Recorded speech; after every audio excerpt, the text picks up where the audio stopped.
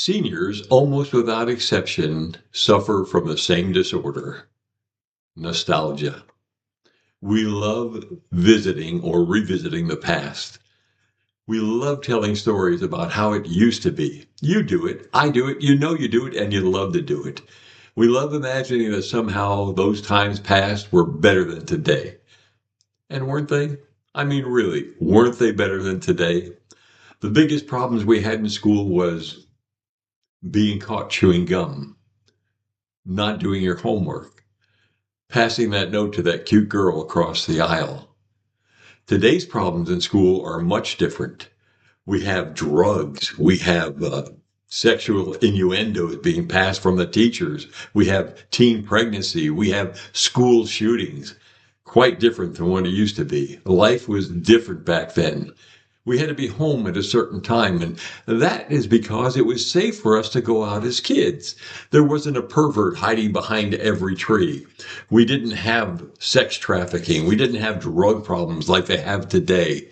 You could go to the park. You could go to the store with your friends. You could go to the movies. I remember when I was a kid in Key West, a van would pick us up and all of us kids would go downtown to the Strand, the movie theater, and we'd be able to pay 30 cents and watch a triple feature, stay there for hours. It was great fun. Now, before I go on, please subscribe to my channel so I don't get in trouble with my wife. I'd appreciate it. Back then, you could go out and hang out with your friends just as long as you were home in time for dinner.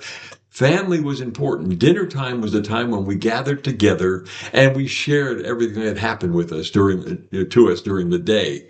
You know, there were no cell phones. There was nothing like that. No computers. We just shared time with each other. And then after dinner, we'd gather around the television set and we'd watch some wholesome, family-oriented shows like Leave It to Beaver, Andy Griffith, Father Knows Best, Ozzie and Harriet, and shows like that.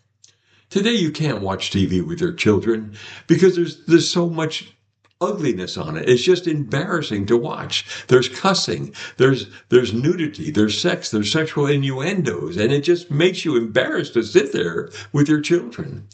Life was better back in the day. So that's what makes nostalgia such a great pastime, remembering the good times.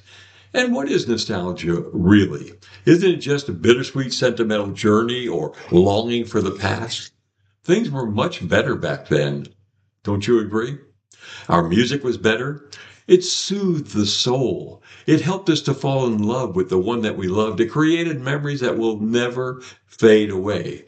Today's music isn't like that. Today's music is riddled with vulgar words and sexual innuendos, and it seems to have an anger to it against one group or another in society. Things were different back in our day, too. Things were better. They were cheaper. They were more meaningful, if you would. I remember I could take my wife out on a date, then my girlfriend, and we could buy some gas. I could take her to the movies, and we could go to a fast food place and have a meal, all for under $10.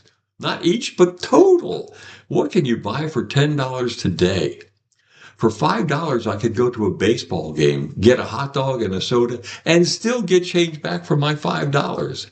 And we looked up to the players back then. They were special. They would sign autographs. They would take photos with their fans. They were congenial towards their fans.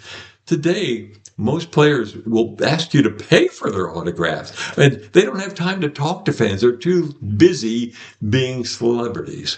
And while we're on the subject of celebrities, how about the movie stars and the celebrities back in our day?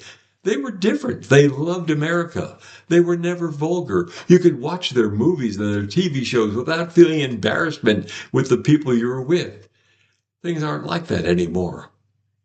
Now, what triggers nostalgic memories? One of the biggest triggers to nostalgia is music.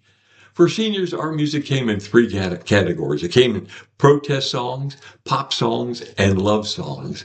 In the protest songs, we had songs against the war, then the Vietnam War. We had songs against politics and against the man, whoever the man was. That was the establishment. I remember songs like Country Joe and the Fishes song about Vietnam, the Vietnam song, where the lyrics were like, Be the first one on your block to have your son shipped home in a box. Terrible lyrics, but it was a protest song. And then Creedence Clearwater sang Fortunate Son. It was all against the war. We had protests against politics, Barry McGuire's Eve of Destruction, and other songs against politics. And then we had songs against the man, the establishment. Roy Orbison sang Working for the Man. And then we had pop tunes. Pop tunes were just feel-good, silly lyrics about a variety of topics. It didn't matter what it was about. It was just fun songs, bubblegum songs, songs that made you happy. Surfing USA, Dizzy, Mellow Yellow, We All Live in a Yellow Submarine, just songs like that. And then the lion's share of our songs were love songs. All the memories that love songs could bring us. Almost everyone who hears an oldie but goodie is immediately transported back to some childhood memory, maybe 40s or 50 years ago, where they remember what was happening back then, and it just thrills them. A smile breaks out on their face, and they just remember the better times and the good memories that they had back then. Remember how we dedicated songs to the one we loved. And it was always a love song. I mean, always a love song. No one ever dedicated, Hey, Hey, We're the Monkees to the one they loved, or Beep, Beep, or Pipeline. No, it was always a love song. On-Chain Melody, one of the most favorite dedications.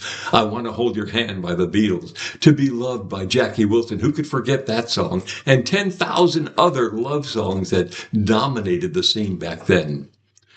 Now, music triggers the most tender and anxious memories too. Lost loves, lost loved ones, and friends that have departed, even departed pets. But it also generated happier moments, happy thoughts about what happened back then. Another big trigger was holidays. Holidays always scored a big hit with people and in our memories. We were surrounded by family, but we were kind of lonely for the times that we used to have.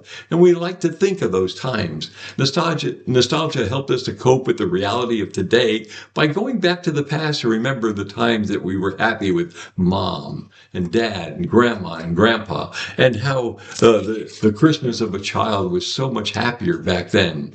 Just about anything would trigger those memories too. A sound, a smell. You might smell baking bread somewhere and remember how grandma used to cook bread. A sight, a place. You might be driving your car and see something that reminded you of a place back in your childhood. But is indulging in nostalgia a good thing to do? People all the time are saying, quit living in the past. But I submit this to you. Nostalgic moments can be therapeutic. They can be psychologically and emotionally good for us. They can make us happy, if only for the moment. They can let us escape the pressures of today's life and go back to a time when we were happier, lift our spirits, if you will.